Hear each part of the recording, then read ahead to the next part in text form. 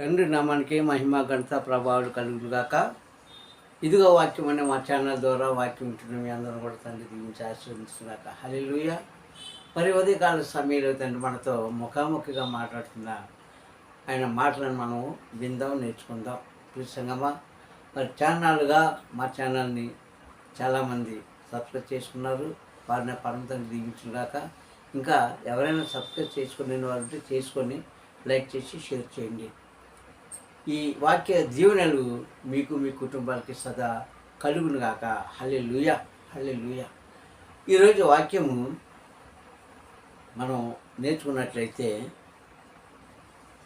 శ్రద్ధ కలిగి తండ్రితో నడిచిన వారు ఎవరు అన్న అంశాన్ని మనం చూసుకుందాం. శ్రద్ధ కలిగి తండ్రితో నడిచిన వారు ఎవరు అని మనం చూసుకుందాం ఈరోజు వాక్యం. ఈ మాట అనగానే కొంతమందికి తెలియకపోవచ్చు, కొంతమంది తెలిసే. నడిచిన వారు ఎవరు శ్రద్ధ కలిగింటే మొట్టమొదటి వ్యక్తి హనుకు వస్తాడు. హల్లెలూయా. ఆది కాండంలో కదండి, ఆది కాండంలో హనుకు 4వ అధ్యాయంలో మనం చూసుకుంటే హానుకు అనే వ్యక్తి అక్కడ కనిపిస్తాడు. ఈయన తండ్రితో 350 సంవత్సరాలు ముఖాముఖిగా ఆయనతో నడిచి, ఆయనతో మాట్లాడి, ఆయనతో సంబంధించి ఆయన వెనకాల వెళ్ళిపోయాడండి. 365 సంవత్సరాలు. కావున ఇప్పుడు సంగమా, ఇక్కడ మనం చూసినట్లయితే శ్రద్ధ కలిగి నడిచిన వారు ఈ రోజులో ఎంతమంది ఉన్నారు అంటే, చాలామంది అంటారు, నేను వాక్యాన్ని ప్రేమిస్తున్నానండి, నేను శ్రద్ధగా ఉన్నానండి, నేను భక్తితో ఉన్నానండి, నాకు తండ్రి అంటే భయం అండి, వాక్యం అంటే భయం అండి అని మనం చెప్పుకుంటూ ఉంటాం. కానీ ఇవన్నిటికంటే శ్రద్ధ కలిగి నడిచిన వారు ఈ కాలంలో, ఈ జనరేషన్లో ఎంతమంది ఉన్నారంటో మనకు తెలియదు. మనం అలా నడిస్తే ఖచ్చితంగా మన తండ్రికి అంగీకారంగా ఉంటామండి. మనం నడవలేకపోతున్నప్పుడు సమయం కొంతకాలం నడవచ్చేమో, అంటే కొన్ని రోజులు మనం నడవచ్చేమో తప్ప మన జీవితాంతం కూడా నడవలేము. జీవితాంతం కూడా మనం నడవలేము. సంగమా, నడవడం అంటే ఏంటి? ఆయనతో ప్రయాణమే వెళ్ళిపోవడం కాదు. హనుకులాగా ఆయన కట్టడాలను, నిబంధనలను అనుసరించడం, ఇదే నడవడం అంటే. మరొకటి ఏం కాదు. అడుగులు వేసుకుంటూ వెళ్ళిపోవడం కాదండి నడవడం అంటే. ఆయన కట్టడాలు, నిబంధనలు మనం అనుసరించడమే. ఏ కాలంలో ఇచ్చాడు ఆయన ఈ కట్టడాలు, నిబంధనలు అంటే? ఇశ్రాయేలు కాలంలో ఇచ్చాడు. అది మోషే గారు సేవ చేసిన దినాలు. అది మోషే గారి యొక్క విశ్వాసం ఎంతమంది తండ్రి ఎంతమంది ఇచ్చాడు ఆయనకు విశ్వాసులుగా? 6 లక్షలు ఇచ్చి వారు పెంపొందించిన తర్వాత చివరికి 20 లక్షల జనాంగం అయ్యారు. మోషే గారి యొక్క విశ్వాసులని వాళ్ళు 20 లక్షల జనాంగం. 20 లక్షల జనాంగానికి ఒక్కడే సేవకుడు. నిజంగా ఈ కాలంలో ఎవరికన్నా ఇంతమంది విశ్వాసం ఉంటే ఆ సేవకులు భూమి మీద నడవాలని నిజంగా చాలా ఇంకా ఆకాశంలో నడిచినట్లే. కానీ ఇంతమందిని ఆయన విశ్వాసంగా ఇచ్చి, ఇంతమంది మీద అధికారం ఇచ్చి, ఇంతమందితో ఆయన నిబంధన చేసి నడిచిన సేవకుడు అయినటువంటి మోషే గారికి చెప్పిన మాట ఆయన చేసింది ఏంటంటే, తండ్రి ఏం చెప్పాడో అదే చేశాడు. అదే నడవడం అంటే. అంతకన్నా అందులో రహస్యం ఏమీ లేదు. తండ్రితో నడవడం అంటే ఏంటి? ఆయన చెప్పింది చేయడం అంతే, అంతకన్నా ఏమీ లేదు. ఆయన ఏం చెప్పాడు అదే చేశాడు మోషే. ఆయన ఏం చెప్పాడు అదే చేశాడు ఆనాటి కొంతమంది ప్రవక్తలు. అందుకే ఆయనతో నడిచిన వారిలో మొట్టమొదటి ప్రథమ మానవుడు ఎవరంటే హానుకు వచ్చాడండి. చిన్నవాటండి అది. ఇటు కుటుంబం చూసుకుంటూ ఆయన పిల్లలకి అన్నాడు, ఆయన సంసారం చేశాడు, ఆయన కూడా భార్యతో ఉన్నాడు, ఆయన కుటుంబ వేదనలో పడ్డాడు, అన్నీ ఉన్నాయి. ఇవన్నీ చేస్తూ ఇదంతా ఒక ఎత్తు అయితే, ఆయన భక్తిలో జీవించడం ఒక ఎత్తు, ఆయన మాట ప్రకారంగా జీవించడం ఒక ఎత్తు.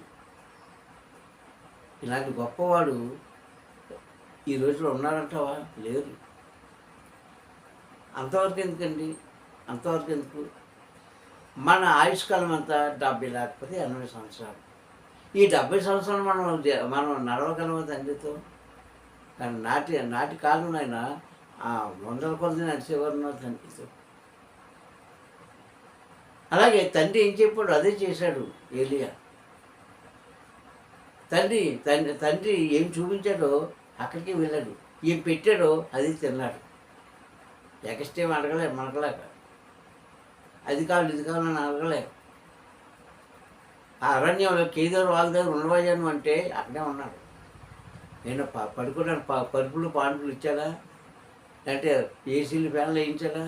ఆ చెట్టు కింద పడి ఉన్నాడు అడగలేక. అంతవరకు మళ్ళీ ఆయన చెప్పేవారు కూడా. ఏం పెట్టాడు? 2 పూటలు ఏం పెట్టాడు? రొట్టెలు పెట్టాడు. రొట్టెలతో పాటు మాంసం పెట్టాడు అంతే.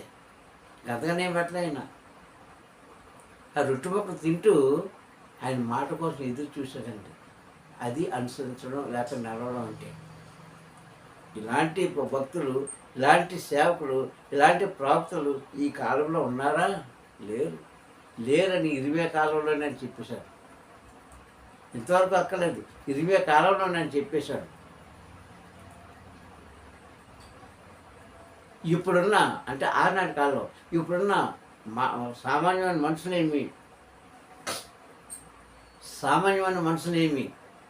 ప్రవక్తలేమి, యాజకులేమి అందరూ మోసం చేసేవారని 20 కాలంలోనే చెప్పేశారు ప్రవక్త. ఇప్పటి వరకు ఎందుకు? అసలు ఈరోజు క్రైస్తవులైన వారు ఆయన మాట ప్రకారంగా నడిచే వాళ్ళు ఎంతమంది ఉన్నారండి? అనుసరించే వాళ్ళు ఎంతమంది ఉన్నారండి? పాటించే వాళ్ళు ఎంతమంది ఉన్నారండి? ఇలా లెక్క ఎట్టుకుంటే ఎంతమంది అవుతారో మనకే తెలియదు. ప్రిసంగమా, అలాంటి మానవులు ఈరోజు లేరండి. తండ్రితో నడవడం అంటే ఆ సమస్య కాదు. ప్రిసంగమా, వాక్యాన్ని అనుసరించడం అంటే ఆ సమస్య కాదు. వాక్యానుసారంగా జీవించడం అంటే ఆ సమస్య కానే కాదు. పైకి మాత్రం మనం చాలా మాట చెప్తాం, నేను వాక్యాన్ని అనుసరిస్తానండి, వాక్యానుసారంగా జీవిస్తానండి, ఆ వాక్యాన్ని నేను భుజిస్తానండి, వాక్యం అంటే నాకు ఇష్టమని ఎన్నో మాట చెప్తాం. మాట చెప్పడం వేరు, కార్యం చేయడం వేరు. అలాంటి ప్రవక్తలు, అలాంటి మనుషులు ఇప్పుడు ఉన్నారా? ఈ కాలంలో ఉన్నారా? ఉంటే ధన్యులే వారు. స్త్రీలు కానీ పురుషులు కానీ ఉంటే వారు ధన్యులే. ఉంటే వారు ఆశీర్వదించబడిన వారే, ఉంటే వారు మేలుతో పొందిన వారే. ఈ సంగమా, ఒకసారి మనం ఆలోచిద్దామండి ఈ విషయాలను కూడా. కానీ ఈరోజు మనం అంటాం, నేను తండ్రి యొక్క మాట ప్రకారంగా జీవిస్తున్నాను అంటాను ఒకడు, నేను తండ్రి యొక్క మాట ప్రకారంగా నడుస్తున్నాను అంటాడు ఇంకొకడు. ఏది ప్రకారంగా నడిచేవారు ఏదండి ఈ రోజుల్లో? ఒకవేళ ప్రకారంగా నడిస్తే నువ్వెందుకు డెవలప్మెంట్ అవ్వట్లేదు? వాక్యంలోను, ప్రార్థనలోను, మరొకలను తండ్రి పనులు చెప్పినప్పుడు డెవలప్మెంట్ అవ్వడం అంటే లోపల కాదు. తండ్రి పరిచర్యలో, తండ్రి యొక్క పనిలో హెచ్చించబడుతున్నావా? నువ్వు నటిస్తే హెచ్చించబడతావు, అనుసరిస్తే హెచ్చించబడతావు. ఆ కట్టడాలను నీవు నిజంగా అంగీకరించగలిగితే హెచ్చించబడతావు. కానీ ఈరోజు అది లేకుండా పోతుంది జనానికి. జ్ఞాపకం చేసుకోవాలి. ఎందుకంటే ఈ నేటి కాలంలో మనుషులు ఎలా ఉన్నారో మనకు తెలుసు. ఎవరిని కూడా మనం వేలు పెట్టి చూపించడానికి అధికారం లేదు. వారు చేసిన మెప్పులో, గొప్పలో, తప్పులో మనం ఎంచడానికి అధికారం లేదు. ఆయన చూసుకుంటాడు. కానీ కొంతమంది చెప్పే మాటలు వింటే మాత్రం హృదయం కొంచెం బాధగానే ఉంటుంది. ఎవరి భక్తి వాళ్ళదే, ఎవరి నడవడికి వాళ్ళదే, ఎవరి నిబంధనలు వాళ్ళవే, ఎవరి కట్టడాలు వాళ్ళవే ఉన్నట్టుగా ఉన్నా కానీ మనం అందరం కలిపి ఎవరి నిబంధనలో ఉండాలి, ఏ కట్టడాలు మనం అనుసరించాలని చూసుకుంటే పరమతండ్రి చెప్పిన మాటలు తప్ప, ఆ కట్టడాలు తప్ప మరి ఎక్కడ కూడా మనకి నో చాయిస్, ఎలాంటి అవకాశం కూడా లేదు. క్రైస్తవులారా, ఈ మాట ఉంటున్న మీరు ఒకవేళ మరి ఎక్కడైనా తప్పని అడుగు వేస్తే సరి చేసుకోండి. తండ్రి మిమ్మల్ని దీవిస్తాడు. తన కుమారుడైన క్రీస్తు కూడా మిమ్మల్ని దీవిస్తాడు.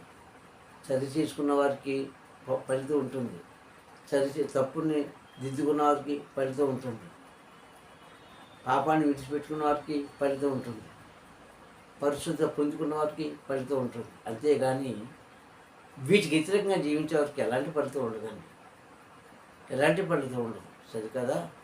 తండ్రి తీసుకెళ్ళి భ్రష్టు మనసుకు అప్పగించేస్తున్నారట. అంటే దుర్మార్గులకు అప్పగించేస్తారు. ఎవరో దుర్మార్గుడు మన వెనకాల మనకు ఇంకోటి ఉన్నాడు కదా వెనకాల, వాడికి అప్పచెప్పేస్తారంట. ఎవరో వ్యక్తి మనకు తెలిసే కదా, లూసిఫర్ అపవాది, వాడికి అప్పగించేస్తారు అంటున్నాడు. మనం క్రైస్తవుడై ఉండి తండ్రి నామాలు ప్రార్థిస్తూ, తండ్రి నామాలు కార్యాలు పొందుకుంటూ, తండ్రి నామాలు హెచ్చిస్తూ, ఆలయానికి వెళుతూ, వాక్యం వింటూ, వాక్యం బోధిస్తూ, పాటలు పాడుతూ, పరిచయం చేస్తూ, అన్ని కార్యాల్లో పొందుకుంటున్న మనము వాటి చేతికి ఎందుకు అప్పగించబడుతున్నాం? మనం ఎందుకు అప్పగించబడుతున్నాం? ఒకసారి వాక్యం కూడా చూద్దాం. వాక్యం కూడా చూద్దామండి. వారి మనసులో తండ్రికి చోటు ఇవ్వలేదు కనుకనే, వారి మనసులో తండ్రికి చోటు ఇవ్వనొల్లకపోయింది కనుకనే చేయరాని కార్యాలు చేయడానికి దేవుడే భ్రష్టు మనసు అప్పగిస్తున్నాడు అని వారు చూద్దాం. రోమాపత్రిక 1:28 మాట్లాడుకుంటుంది. రోమాపత్రిక 1:28 చూసుకుంటే, తమ మనసులో దేవుడికి చోటు ఇవ్వనొల్లకపోయారు కనుక చేయరాని కార్యాలు చేయడానికి దేవుడే భ్రష్టు మనసుకు అప్పగించాను అని ఉంటుంది అక్కడ. అంటే ప్రతి మనసులో చోటు ఇవ్వకపోవడం ఏంటి అంటే ఏంటి అర్థం? ఆయన మాట వినలేదు కనుక, ఆయన వాక్యానికి విలువ ఇవ్వలేదు కనుక, ఆయన చెప్పిన మాటకు మనం విలువ ఇవ్వలేదు కనుక, ఆయన కట్టడాల నిబంధన మనం అనుసరించలేదు కనుక, అనుసరిస్తున్నట్టుగా నటిస్తుంటే అది మనసుకు తెలియదు కానీ దేవుడికి తెలిసే. అనుసరిస్తున్నట్టుగా నటించామనుకోండి, అది లోకానికి తెలియకపోవచ్చు, మన జనానికి తెలియకపోవచ్చు, కానీ దేవుడికి తెలిసి చూస్తున్న తండ్రికి. కనుక ఎందుకు అప్పగిస్తున్నాడు? నువ్వు భక్తిపరుడే, భక్తిపరురాలువే. ప్రతి వారం ప్రతి నెలలో 4-5 సార్లు ఆలయానికి వెళ్తారు.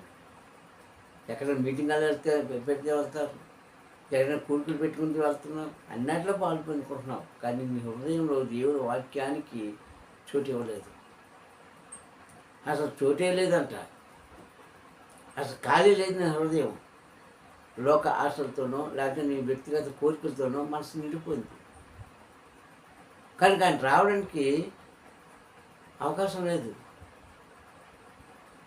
అలాంటి వారిని చూసి దేవుడే ఏం చేస్తున్నాడంటే, తీసుకెళ్ళి భ్రష్ట మనసుకు అప్పగిస్తున్నానంటే నల్లవాడు అపవాదికి అప్పగిస్తున్నారు. అపవాదికి అప్పగించబడిన యవ్వనస్తులు కానీ, నడివయసులు కానీ, స్త్రీలు కానీ, పురుషులు కానీ, వారు ఎలా జీవిస్తున్నారో ఎలా ఉంటారో మన కళ్ళారా చూస్తున్నాం ఈరోజు. క్రైస్తవులే భ్రష్టులు అయిపోతున్నారు, క్రైస్తవులే అగుపతులు అయిపోతున్నారు, క్రైస్తవులే పాప పనులు చేస్తున్నారు, క్రైస్తవులే అబద్ధికులు అయిపోతున్నారు, క్రైస్తవులే కొట్లాడుకుంటున్నారు. కారణం ఏంటంటే వీళ్ళు ఎవరిలో కూడా దేవుని యొక్క వాక్కు లేదు. అది అర్థం. కనుక నేను వారు ఏమవుతుందంటే భ్రష్టానికి అప్పగించబడుతున్నారు. చూసాను. ఇక నీ తండ్రితో ఎలా నడుస్తున్నావు? తండ్రి కట్టడాన్ని ఎలాగా అనుసరిస్తున్నావు? ఆ రోజు ఒక్కరోజే, శనివారం, శుక్రవారం, ఆదివారం, మంగళవారం, బుధవారం మనం పెట్టుకున్న నియమం, ఆ నియమం ఒక్కరోజే భక్తిగా ఉంటామేమో, తర్వాత మళ్ళీ మామూలు ఎప్పుడు.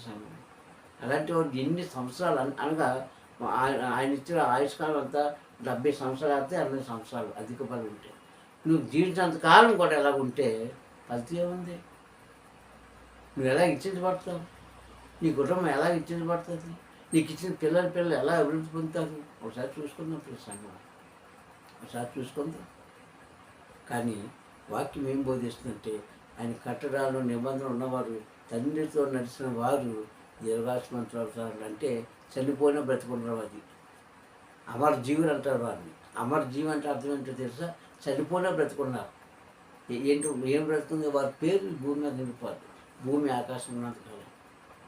దావీదు గారు, ఏలియా గారు, ప్రవక్తలు ఎవరైనా సరే మనం మర్చిపోతామా? బైబిల్ ఉన్న మనం జీవించినంతకాలం, భూమి ఆకాశం ఉన్నంతకాలం, ఈ గ్రంథం ఉన్నంతకాలం వారి పేర్లు అలా ఉండిపోతుంది. అది అమర జీవులు అంటారు వాళ్ళు. అలాంటి ధన్యత మనకేస్తాను అంటున్నాడు. ఎవరన్నా అనలే. ఎందుకంటే వారినే పిలుచుకోలేదు. ఈరోజు నన్ను పిలుచుకున్నాను, అందరినీ పిలుచుకున్నాడు ఆయన. అందరూ ఆయనకు కావాలి. అయితే ఆయన పని చేసి ఆయనకు లోబడిన వారు ఆయనకి ఇష్టం, ఆయనతో నడిచిన వారికి ఆయనకి ఇష్టం. ఇలాంటి స్వభావం మనకు కలిగి ఉంటే ఇప్పుడు సంగమా మనం ఎక్కడున్న ధన్యులమే, ఎప్పుడు మనం ధన్యులమే. అలాంటి ఆశీర్వాదం మనం పొందుకోవాలని కోరుకుందాం, ప్రార్థించుకుందాం. దయగల ఆయన కృపకర తండ్రి వందరములు. ఈ ఉదయకాల సమయంలో వాక్యాలను మాట్లాడినందుకు స్తోత్రం. నిజమేనైనా తండ్రి, మేమైతే నీ నామంలో కానీ తండ్రి, నీ కట్టడాల్లో కానీ నీ నిబంధనలో కానీ అయ్యా నిన్ను అనుసరించలేకపోతున్నామేమో, మమ్మల్ని క్షమించండి. ఇదిగో తండ్రి, తెలిసి చేసి తప్పుంటే క్షమించి అయ్యా తండ్రి, మాలో ఉన్న మూర్ఖత్వం తొలగించి, అహంకారం తొలగించి, వినయ మనసు విధేయత మాకు కలిగించి, నేర్పించి నీ మార్గం నడిచే భాగ్యం కలిగించి మహిమ పొందుకోమని వాక్యం బిడ్డలందరూ కూడా మీరు దీవించి ఆశీర్వదించమని. అయ్యా వాక్యం తండ్రి నాది కాదు, అయ్యా వాక్యం నీది. అయ్యా తండ్రి జ్ఞానం నాది కాదు, జ్ఞానం నీది కనుక తండ్రి మీరు నడిపించాలి, మేము నడుస్తున్నాం. అయ్యా అటు ధన్యత మాకు అందరికీ కలిగేసేందుకు స్తోత్రం. వాక్యం బిడ్డలందరూ కూడా వారికి ఇచ్చే కుటుంబాలను మీరు దీవించి ఆశీర్వదించి అయ్యా నీ రాజరాజస్మృతి వరకు నూతన జన్మలో మేము కలుసుకొని అయ్యా నేను స్తుతించే భాగ్యం కలిగేయమని మాకు రక్షకుడైన క్రీస్తు రావుని ప్రార్థన అడిగి పొందుకుంటున్న పలుకుతండి. హల్లెలూయా, హల్లెలూయా, హల్లెలూయా. మీ అందరూ కూడా క్రీస్తు నామములో వందనాలండి. తండ్రి మేము దీవించి ఆశీర్వదించుగాక. Praise the Lord. హల్లెలూయా.